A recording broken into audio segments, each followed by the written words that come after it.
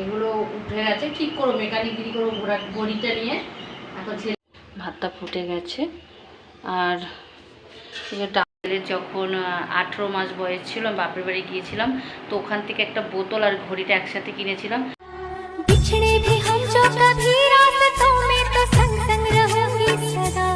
কেমন আছো তোমরা সবাই? আশা করি সবাই ভালো আছো, আমিও ভালো আছি।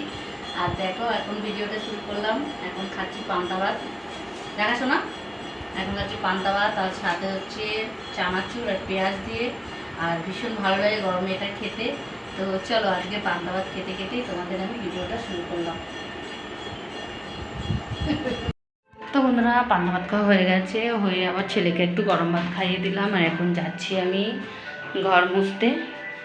তো ঘর মোছা কাজটা শুরু করে দিলাম। একটা নতুন কাজ করেছি, সেটা হলো খাটটা আবার একটু টেনে এদিকে নিয়ে এসেছি আর একটু ঘুরিয়ে দিয়েছি, কারণ এসির হাওয়াটা ওখানে পড়ে না, তাই খাটটা আবার একটু সরিয়ে এদিকে নিয়ে এসেছি। তো চলো এখন ঘরটা মুছে নিই, তারপর আবার আসছি তোমাদের সাথে গল্প করতে। ভুল করে ঘরে নিয়ে গেছিলাম বালতিটা।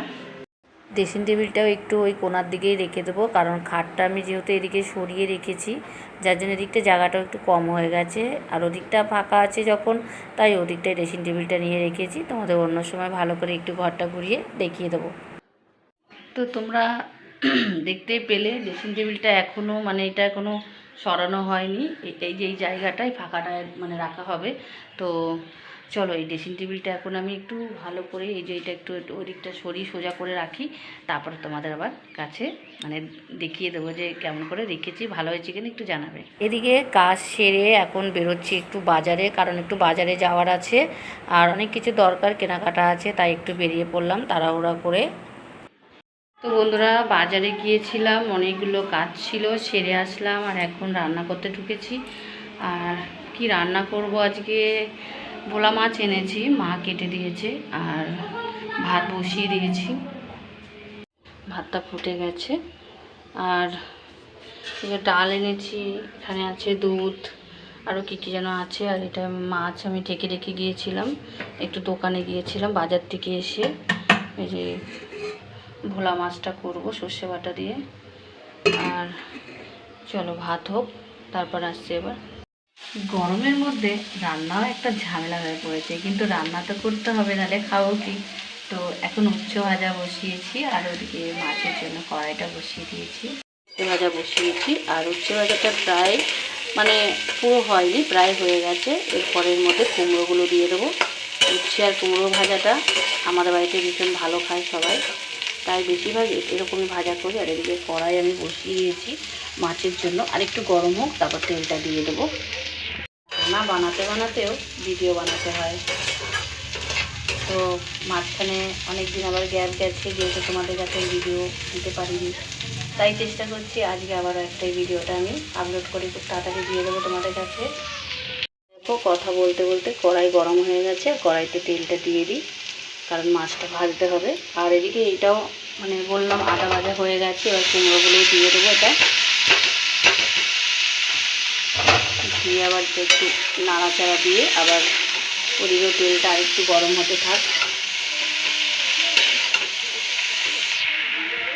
তো বন্ধুরা, এখন তো জানোই এখানটা এখন কাজের খুব প্রেশার আছে, তো এখন আর ভিডিওতে আবার আসছি না। তো এখানে কাজগুলো হয়ে যায়, তারপর আবার আসছি তোমাদের সাথে গল্প করতে। তো বন্ধুরা দেখো, ঘড়িটা হচ্ছে খারাপ হয়ে গেছে, এই কাগজগুলো আছে ভেতরে, এগুলো উঠে গেছে, ঠিক করো মেকানিকগিরি করো ঘড়িটা নিয়ে। এখন ছেলেকেও ব্যাটারি আনতে পাঠাবো দোকানে। আর এই যে পয়লা বৈশাখের কার্ডও চলে এসছে আজকে, তাই রেখে দিলাম, এইমাত্র দিতে এসেছিলো। আর এই আটাটা দিয়ে এটা লাগাবো, দেখি কতটা মেকানিকগিরি করতে পারি। তো দেখো খুলে ফেলেছি, এগুলো আলাদা করে রেখেছি।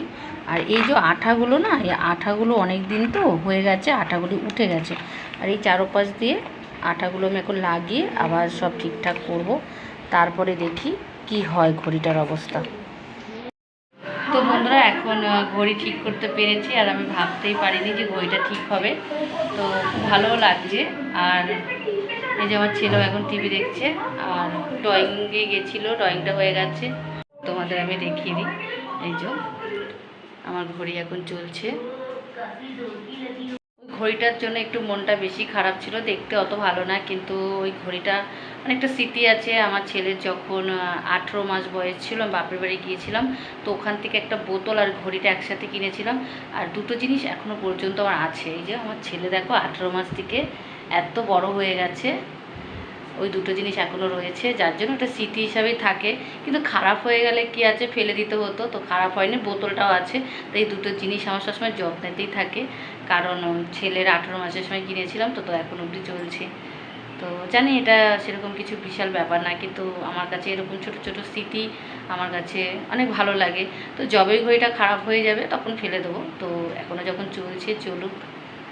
আর ভিডিওটা বড় বানাতে পারলাম না। তোমরা ভালো থাকো, সুস্থ থাকো, আর অনেক অনেক সাপোর্ট করো, আর নিজের খেয়াল রেখো। গরমে তোমরা বেশি বেশি করে জল খেও। তো টাটা।